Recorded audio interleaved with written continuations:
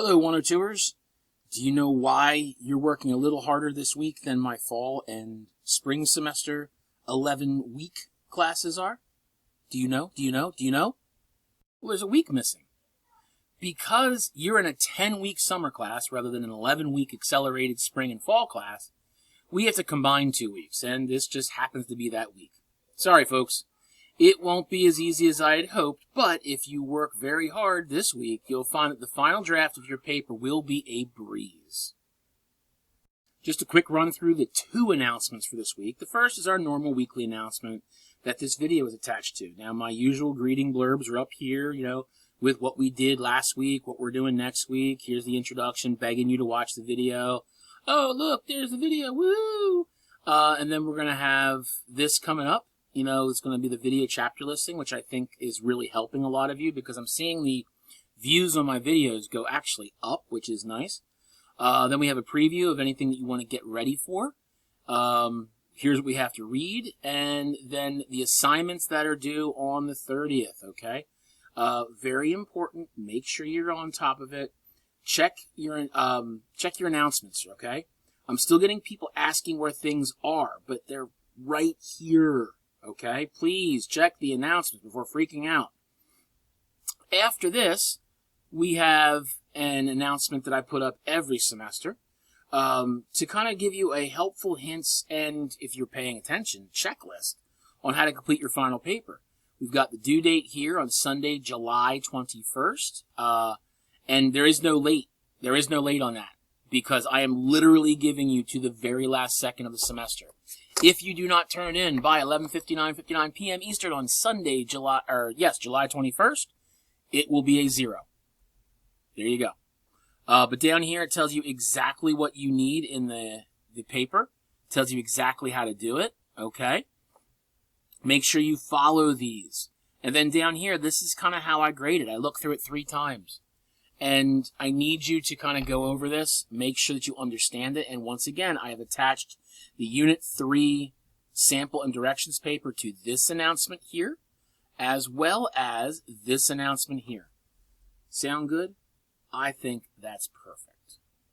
So as always, if you want to go down to the View the Course Schedule, scroll down, click over here on the 102 Masterclass Schedule, pop up, and we get down here to week 7.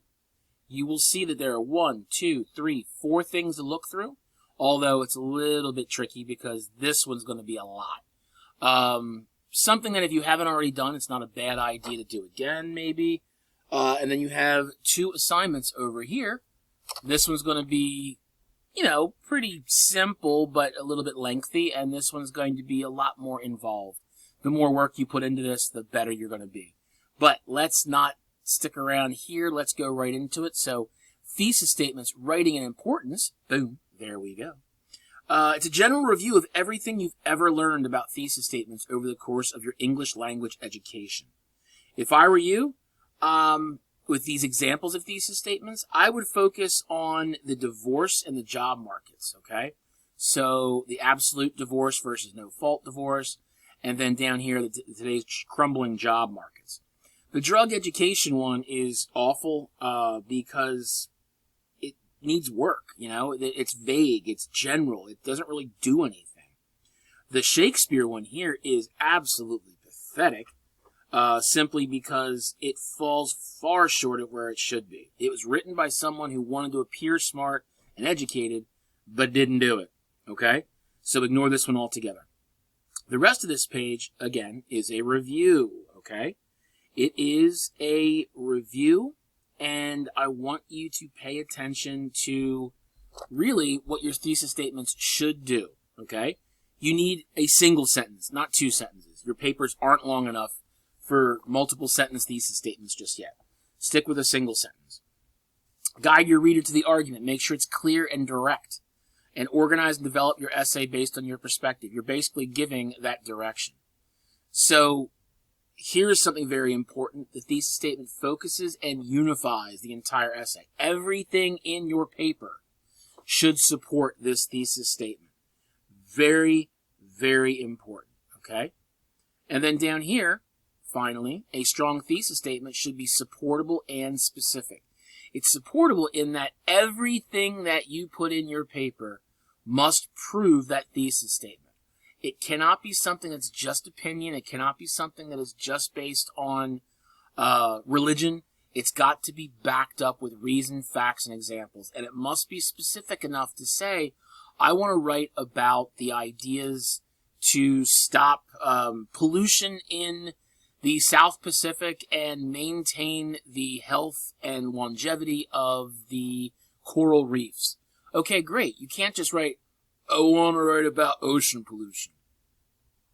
Okay, it doesn't work. Okay, perfect. Then we have CSET resources here, which, that's not it. Hold on. Sorry.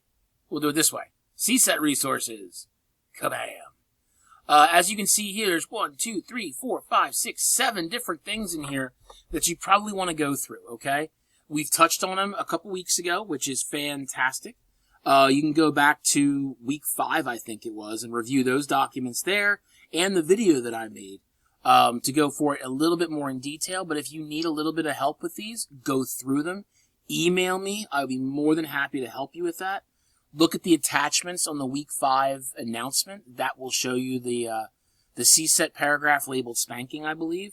So that would help out. And all of that will be there. Just remember, follow the CSET. You give a claim for topic sentences. You set up by showing me what evidence is coming. So you're going to talk about the title, the author, the year it was published. The evidence itself. Are you going to quote it? Are you going to paraphrase it? Are you going to summarize it? And then the final tie-in strategies, which is the explanation of everything that you just did, okay? Common problems and what not to do, these are all very helpful. And the CSET challenge, which is here, and the one that I clicked on earlier, we went over this in week 5, And this is where you would, drag your, and I'm just doing this, I am not for a second doing this correctly, okay? So I want you to kind of drag it over here, and then when you're done, you click submit. It'll tell you exactly what's right, what's wrong, and that should be helpful. Then we have the how-to documents. You're welcome to review them. We've already covered them in the semester. We've already talked about them, and I think we've been using them since week 2. If you have any questions, please email me. I am only too happy to answer them, okay? But honestly, if I go through this, it's just going to lengthen the video, and you're not going to watch these parts anyway. If you have questions, email me. Otherwise, we're going to kind of go through them incredibly quickly.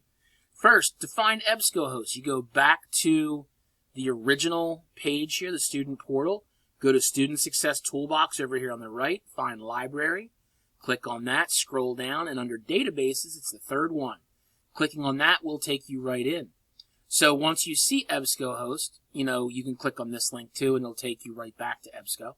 But it's going to look like this. You can search and so forth.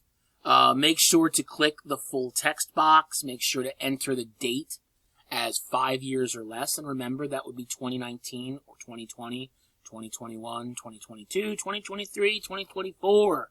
All right? Do that. Make sure. And then once you get all your responses back. It's very helpful, okay? Articles, details page, so all these different images here will help you. And then somebody down here made a video, Adele Benz made a video on how to use EBSCOHost. It's actually pretty helpful. So I wouldn't say no if you decided to watch that, okay? Then going back just to do this, we have Google Scholar. Clicking on that takes you over here. And there's a video here that I don't think Deltec made. This came from Chua Ki Man. And, it's right here too. Sorry. And so anyway, this video is out there if you want to watch that. It'll show you kind of some tips and tricks. But honestly, Google Scholar is basically just like Google, except it's a lot more professional. Okay? And get there, it's not google.com, it's Scholar. scholar.google.com. Then you can go through there to find sources. We have all of our information here. It shows you what's going on. If there's a link over here, you're going to get to it quickly, easily, and for free. If there is no link over here, it's probably going to pay, or you're going to have to pay for it there. So again, try to paste it into an EBSCOHost search and see if that comes up, okay? Very quick, very easy. Now, since we got through that quickly enough, which was just over 10 minutes, let's look at what happens that needs to happen for homework. First, the Unit 3 article evaluations. Click. You will see here that I have it linked here, the document, and down here. Either one of these will take you to the exact same document. Clicking on that shows you this. And it's basically the same thing 3 times. You have to find 3 new sources for Unit 3, okay? You found 2 in Unit 1. You found an additional 2 in Unit 2. And now you find 3 here. 2 plus 2 plus 3 is 7. Way to go, Stephen Hawking. So put your title in here, your author in here, when it was last updated, or if it wasn't updated, when was it originally published? And then the database or the URL. So if you got it from EBSCOHost, you might put academic search complete. If you got it from www.fakeurl.com, you'd put that in here, okay? What were some of the keywords that you used to search for this document? Put them all in here. And this might be the same for all 3. I don't know. Maybe you change them. Down here, I link Purdue OWL again. So you need help. The reference and the citation are right here. And I kind of want you to pay attention to that, okay?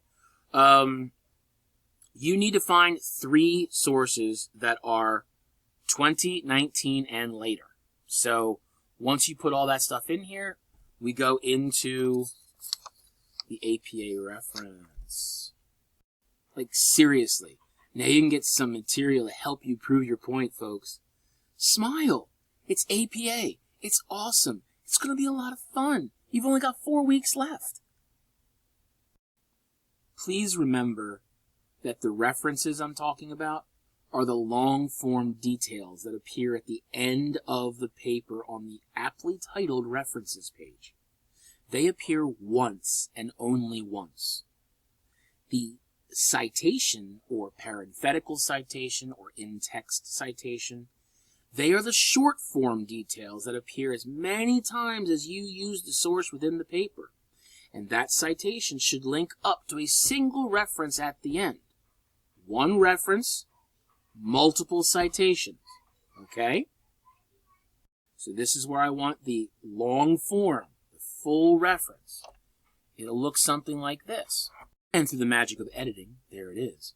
So you would have the author's last name, the first initial, the year it was published or whatever, the title in what's called sentence level capitalization, which means only the first letter of the first word, and any proper noun is capitalized, everything else is lowercase. And then the URL you took it from. Don't bother clicking on here, it doesn't work. And then the citation is the short form of it, okay? Boom, once again, power of editing. It would just be last name, year, and then the paragraph. If you need to know how to do this, click on this link here, which is the Purdue OWL, okay? No problems. Once you get through that, then we get into what you all should know, the CRAP test. Currency, timeliness of the information. Talk about, the answers to these questions. Please be detailed. Every time I grade papers, it's always, you're missing detail, you're missing detail, you're missing information, you're missing detail. Add more detail. Brevity is not your friend, okay? This is a composition class. It's a writing class. Give me a couple of answers. Like right now I'm having my sons, do some summer work to make sure that they're in good shape. And I tell them I need at least 3 sentences for the answers, okay? So give me a couple sentences just to fully answer these. There's one question here, and if a revised date is present, list both, okay? Here's 2 questions here. Down here under relevance, we have one question. But be specific as you can. Why is it so important that we use that? Accuracy. Why is it true? Okay. So I've got a question here, a question here, a question here. I've got another one down here. Okay. Keep going. Answer these. The boxes will grow and shrink depending on where you're going with it. Okay. Authority, which is the source of the information. And talk about the author. Do a quick Google search on who the author is and why they're important, okay? And then our purpose, which is the P in CRAP. What general purpose? Remember, general purpose. Think of PIE, P-I-E. Is it to persuade? Is it to inform? Is it to entertain? What specific purpose is it? It is to persuade the readers to believe this. It is to entertain the readers by doing this. It is to inform the readers of this. So basically, you take the general and just add the because clause at the end there, okay? And then finally, give me your overall evaluation, 2 to 3 sentences, why you think this would or would not be a good source to use within your paper. That's it. Now, if you're not satisfied with your article that you selected, explain why not and how you will go about locating a replacement article. But that'd be kind of like double the work. So if you don't like it, just find another article and fill that out again. Then we have source 2 and source 3. It's all done the same way. Once you're done that, back to this page and you attach it. So down here under how I want you to do it, it's giving you a few different links here that you can go through and actually find good sources at any of these places, okay? That will really help out. Here's the rubric. And you're using the same topic as Unit 2 and Unit 1. You have not changed your topic. You did not change your topic. You should not change your topic, okay? There you go. For your last piece of work, you've got the research paper outline. So once you click on that, you'll see that here's the template. I want you to click on there and open it up. Now, clicking on this page, well, I made a slight change. See, in the original timeline, if you got that quick reference, you are a total dork, and I love you to death, and I can say that we're best friends now. Anyway, in the original timeline, the template that they had you do kind of looked like this.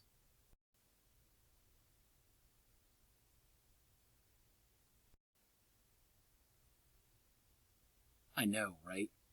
Ugly and useless as hell. I wasn't going to put you through that, so I did what I do best. Yeah, I reformatted it. You're welcome.